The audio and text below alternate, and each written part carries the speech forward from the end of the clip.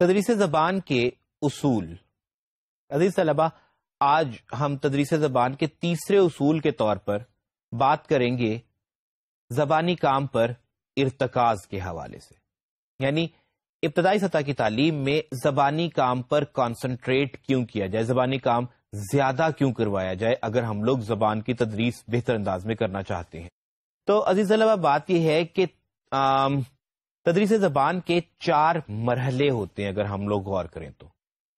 پہلا مرحلہ ہوتا ہے سننا. بچہ جب ابھی بولنا بھی نہیں شروع کرتا تب سے سننا شروع کر دیتا ہے. پھر اس کے بعد ہوتا ہے بولنا. With the pace of time بچہ بولنے لگتا ہے. پھر ظاہر ہے کہ بعد ازاں پڑھنا اور پھر لکھنے کی سٹیجز آتی ہیں. اگر آپ غور کریں تو وقت گزرنے کے ساتھ ساتھ ان سٹیجز میں تبدیلی ہوتی ہے. یعنی انیشلی اگر پڑھنے اور بولنے کی کوئی اور مقدار ہے کہ پڑھنے اور سننے کی کوئی اور مقدار ہے، تو with the pace of time لکھنے کی، بولنے کی شرح میں فرق آ جاتا ہے.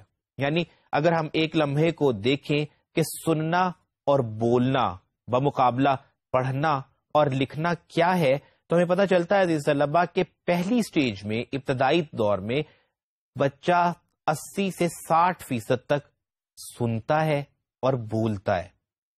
گریجولی سننے کے ساتھ ساتھ بولنے کا سلسلہ شروع ہوتا ہے، اور بعد ازاں پڑھنے اور لکھنے کی اس سٹیج پہ پلے گروپ میں مثال کے طور پہ جو پڑھنے اور لکھنے کی شرح ہوتی ہے وہ تقریباً 20 سے 40% تک ہوتی ہے. ویئر ایز جب ہم لوگ گرو اپ کرتے ہیں، ثانوی سطح کی تعلیم میں داخل ہو جاتے ہیں، تو سننے اور بولنے کا معاملہ تدریس زبان میں with the pace of time کم ہو جاتا ہے. پھر ہم لوگ کیا کرتے ہیں کہ 30 سے 40% تک ہم لوگ سن رہے ہوتے ہیں اور بول رہے ہوتے ہیں، اور اصل میں زبان امپروو ہو رہی ہوتی ہے پڑھنے اور لکھنے کے عمل سے، جو کہ بیسیکلی 70 سے 60% تک کا ہوتا ہے. کیونکہ with the pace of time ہم لوگ انشاء سیکھنا شروع کر دیتے ہیں، لمبی لمبی تحریریں سیکھنا شروع کر دیتے ہیں، پھر ہمیں ابتدائی نوعیت کے الفاظ سیکھنے کی ضرورت نہیں پڑتی.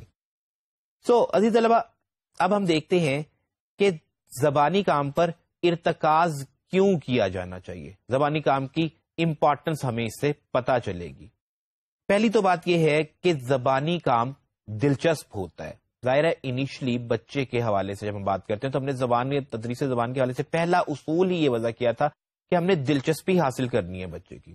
تو زبانی کام جب ہم لوگ بول کے جسٹ بچے کو لکھنے میں، پڑھنے میں، کاغذوں میں، پینسلوں میں نہیں الجھاتے، تو پھر ہم لوگ بیسیکلی اپنا مقصد اچیو کر رہے ہوتے ہیں. تو زبانی کام میں دلچسپی زیادہ ہوتی ہے، لہٰذا اس کی امپورٹنس سے انکار ممکن نہیں ہے. دوسری بات یہ کہ زبانی کام لکھنے پڑھنے کے مقابلے میں آسان ہوتا ہے. بچے کو خاص اینگل لینا پڑتا ہے، بچے کو خاص انداز اپنانا پڑتا ہے تاکہ وہ لکھ سکے یا پڑھ سکے. ویئر ایز زبانی کام ہے تو آپ کسی بھی کیفیت میں کسی بھی بچہ کھیلتے ہوئے پڑھتا ہے، آپ کی طرف متوجہ ہو کے نہیں بیٹھ سکتا، لہٰذا لکھنے پڑھنے سے یہ کام آسان ہوتا ہے. پھر اگر ہم لوگ نیچرلی بات کریں عزیز طلبہ، تو سیکھنے کا عمل دراصل شروع ہی زبانی کام سے ہوتا ہے. ایک بچہ جب سیکھنا شروع کرتا ہے تو وہ ظاہر ہے کہ کوئی آپ اس کو اشارہ کرتے ہیں، کوئی لفظ بولتے ہیں، کوئی فطری آواز نکالتے ہیں، اس کے اوپر وہ ریئیکٹ کرتا ہے، تو اس کا سیکھنے کا پہلا مرحلہ طے ہوتا ہے. سیکھنے کے عمل کا تو دراصل آغاز ہی زبانی کام سے ہوتا ہے.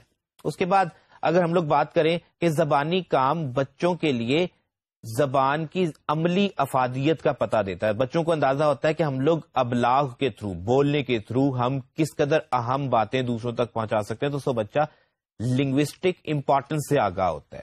پھر آخر میں ظاہر ہے کہ اس کا تلفظ، اس کی ادائیگی، اس کی پروننسیشن بہتر ہوتی ہے. نتیجتاً وہ زبان کو اچھے انداز میں بول پاتا ہے. ظاہر ہے لکھنے سے یا محض تکرار کر لینے سے آپ کا تلفظ درست نہیں ہو سکتا، تقلید کر لینے سے آپ کا تلفظ درست نہیں ہو سکتا.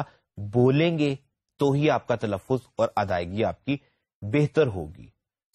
یہ وہ اسباب ہیں جن کے باعث ہم زبانی کام پر ارتکاز کی بات کرتے ہیں اگر ہم لوگ تدریس زبان کو مؤثر انداز میں کرنا چاہتے ہیں.